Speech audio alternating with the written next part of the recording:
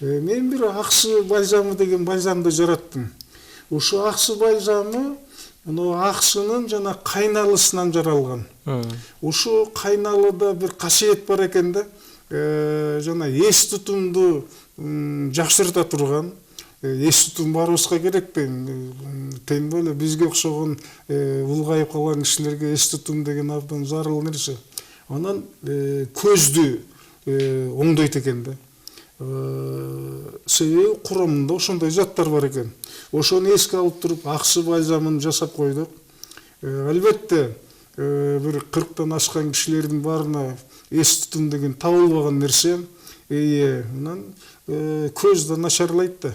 Ошондой маселелер болсо аксы бальзамына кайрылса болот да. Анан дагы Кыргызстанда бир аябагандай бир чоң маселе бар. Ал маселе туберкулез. Азыр туберкулез аябай көбөйүп кетти, өсүп баратат. Айрыкча жаштар жыл сайын толуктап атат катарды. Анан дагы бир маселе жанагы туберкулездин ичинде ошо туберкулезге берип аткан 6-7 дарыга баший формалары чыкты да. Аны туберкулезу устойчивый форма деп коет да. Канча дары берсең да башый болбойт. Анан ошого да байланыштуу мен ушу туберкулез менен абдан көп айланыштым.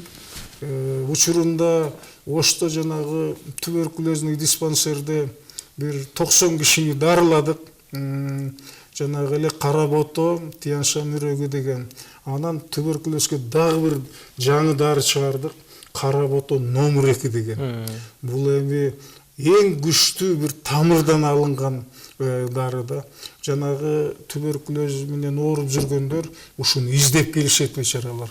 Себеби бат эле натыйжа берет экен да мындай. Рахмат агай, биздин көрсөтүүбүз дагы өз соңуна келип калды. Ошо бизде адат тайлагандай сизге эркин микрофон беребиз. Өзүңүздүн кайрылууңуз болсо жолдо калсаңыз болот. Жарайт, анда урматтуу Жалал-Абадтык туугандар, мен эмне үчүн келдим, эмне деп далалат кылып жүрөм, баарын айткандай болдум. Ошо Жалал-Абад областы боюнча бүт жанагы тоодо жашаган туугандардын баардыгы үй бүлөсү менен келип көрүнгөн учурлар да болду. Мага жетпей калган кишилер да болду. Ошол бир айдан ашыгыраак ушу Жалал-Абадта болом.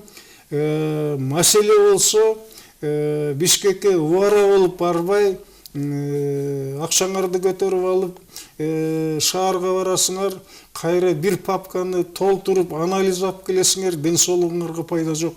Мен силерди убара кылбай, лабораториядан лабораторияга көчүрбөй, ушу Жалал-Абадтан көрүп эле дагы дарылап көптөгөн кишилерге жардам берсем деген ниетим бар. Рахмат. Агай, алтындай болгон убактыңызды бөлүп, студиябызга куш келипсиз. Ар дайым ишиңизде ийгиликтер болсун. Ар дайым ушундай жарандарыбыздын ден соолугуна кам көрүп жүрө бериңиз. Урматтуу телекөрүүчүлөр, бүгүнкү биздин студиябыздын коногу академик Нарбеков Омурбай агайыбыз болду. Элибизде тынчтык, жарандарыбызда ар дайым ден соолук болсун. Бүгүнкү көрсөтүүнү мен Ильяс Турдубай алып бардым. Кийинки жумада көрүшкөнчө саламаттаңыздар.